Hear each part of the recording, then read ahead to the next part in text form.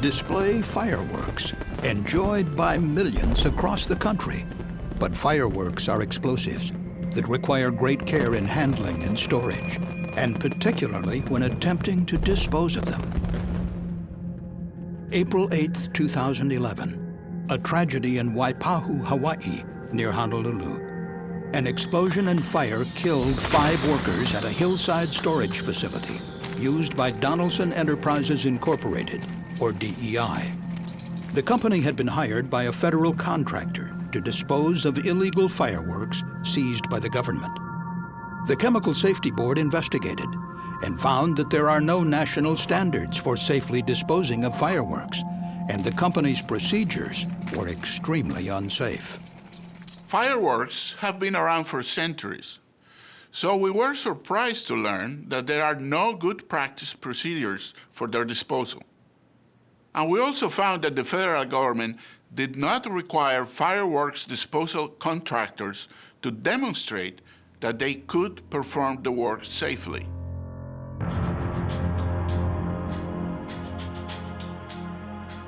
When federal agencies seize illegal imports, they are typically turned over to a single large federal contractor for storage, sale, or disposal. That contractor is the VSE Corporation of Alexandria, Virginia.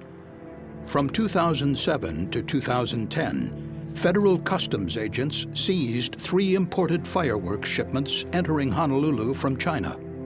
The fireworks had been labeled for consumer use, but actually were far more powerful professional display grade.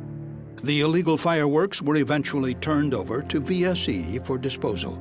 VSE subcontracted the work to DEI, a small Hawaii-based company that specialized in the destruction of military explosives. VSE Procurement selected DEI for several reasons. DEI was a local company already storing the seized fireworks in the hillside facility, and its proposal was determined to be the best overall value for the government. VSE was unaware that despite DEI's military ordnance background, the company had no experience with fireworks disposal. With no good practice standards to follow, DEI improvised a disposal plan and submitted it to VSE, which approved it, deferring to DEI as the expert. DEI's plan was to soak the fireworks in diesel fuel up to 48 hours, desensitizing them so they could be burned without exploding. Work began in the summer of 2010 under a tent outside of the cave-like storage facility, or magazine, where DEI had been keeping the fireworks. After soaking the fireworks, DEI personnel transported them to a local shooting range to be burned. But there was a problem. Some fireworks were not just burning, but were exploding. The diesel fuel was not penetrating the aerial shells well enough. DEI then decided to disassemble these firework tubes by hand and cut 1-inch slits in the aerial shells so the diesel fuel would soak in better. But CSB investigators found that the company did not follow good process safety principles by analyzing the hazards of this new disposal method. Disassembling the fireworks was a major change to the disposal process. Good safety practice would have called for a thorough hazard analysis, as well as a comprehensive review of the potential safety impacts of the proposed change. But this was never done. Instead, in March 2011, to speed up the process, DEI changed its protocol yet again.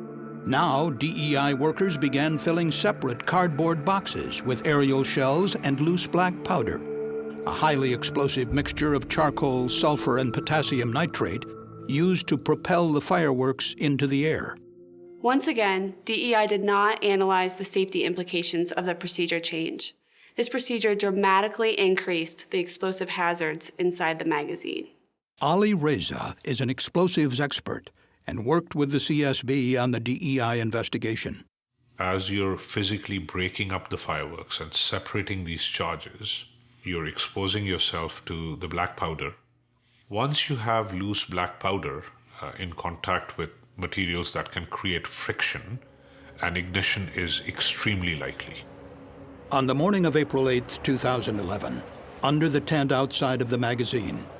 5 DEI employees were taking apart 1-inch firework tubes known as Sky Festivals. A 6th worker was cleaning up inside. Using metal tools, the DEI workers cut the firework tubes and separated out the aerial shells and the black powder.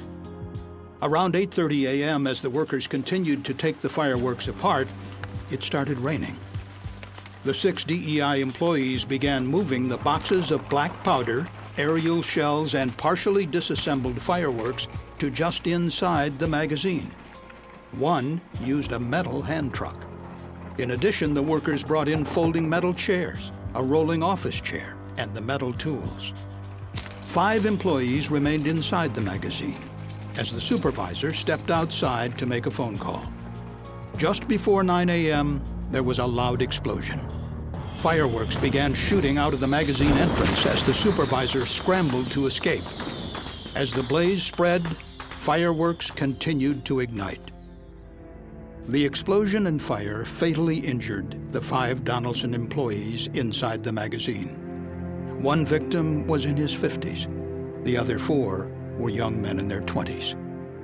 The CSB determined the explosion was likely triggered when pyrotechnic powder on the floor of the magazine was ignited by heat, shock, or friction, as DEI employees moved materials around inside. Another possible ignition source: static from household trash bags that were being used to line the boxes of black powder. While the exact ignition source could not be determined, strong possibilities include friction from the office chair rolling over the loose explosive powder on the magazine floor, or a metal spark from the hand truck, which was blown over 100 feet from the magazine entrance when the explosion occurred. Once the powder ignited, fire likely spread to the boxes of disassembled firework components, setting off the mass explosion. The CSB found the root causes of the explosion went far beyond DEI's flawed procedures.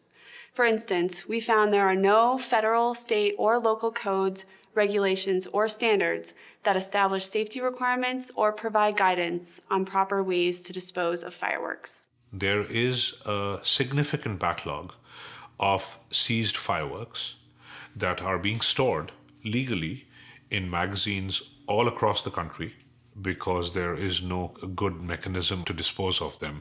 The OSHA Process Safety Management Standard covers the manufacturing of fireworks, but not their disposal.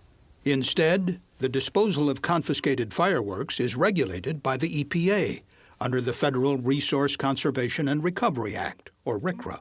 But RCRA regulations focus primarily on protecting the environment from hazardous waste, not on worker safety. In its final report, the CSB recommended that the EPA improve its regulations to require rigorous safety management practices for fireworks disposal. Some fire departments and police departments have developed procedures where they try to destroy illegal fireworks. And the problem that you run into is because there is no industry best practice or industry guideline, they use their judgment in developing procedures. And clearly what we saw in Hawaii is the judgment that was exercised was not good enough, and it caused 5 workers to lose their lives. Around the country, accidents continue to occur when fireworks disposal methods are improvised in the absence of regulations and good practice guidelines. For example, on the 4th of July in 2012, a volunteer was killed in an explosion when he and others were using an earthen pit to dispose of fireworks that had not functioned properly during a display in Lansing, Kansas. As a result of these incidents, the CSB recommended that the National Fire Protection Association develop specific guidance for the safe disposal of fireworks. The CSB said the guidance should, at a minimum, discourage the disassembly of fireworks as a method of disposal and minimize the accumulation of explosive materials. Safety guidelines and regulations are crucial for conducting hazardous activities such as fireworks disposal. But it is equally important that throughout the contracting process, government agencies and other organizations consider health and safety. Federal law enforcement agencies seize a wide range of items around the country, from cars to livestock to handbags and perfume, as well as hazardous materials such as fireworks and explosives. VSE Corporation, the government's prime contractor for disposal of these goods, lacked expertise in fireworks disposal and had awarded the subcontract to DEI without evaluating the company's qualifications or proposed methods. In addition, when DEI twice modified its disposal procedure, VSE did not object, believing DEI to be the expert. But the CSB found that the Federal Acquisition Regulation, which governs how federal contracts are awarded and managed, does not require safety to be considered when determining the qualifications of a potential contractor or subcontractor. And neither do supplemental contracting regulations from the Treasury Department, which awarded VSE the government's prime contract to handle seized property. Other federal agencies, such as the Department of Defense, have developed specialized safety requirements for contractors who work with ammunition and explosives. But in the case of VSE and DEI, this kind of strict contractor oversight was lacking. The board's final report recommended that the Federal Acquisition Regulation be amended to require reviews of company safety records and training, and the ability to safely handle hazardous materials prior to receiving federal contracts. And the board urged the Treasury Department to develop a new policy for selecting contractors and subcontractors that handle explosives, including fireworks, based on the Defense Department's more rigorous safety requirements. The key CSB findings: fireworks disposal accidents can be prevented through comprehensive safety requirements, adequate contractor selection and oversight, and new good practice guidelines, standards, and regulations. The explosion and fire that killed 5 Donaldson Enterprises employees was preventable. The CSB believes that workers involved in fireworks disposal deserve to be better protected. Thank you for watching the CSB safety video. For more information on the CSB's Donaldson Enterprises investigation, please visit csb.gov.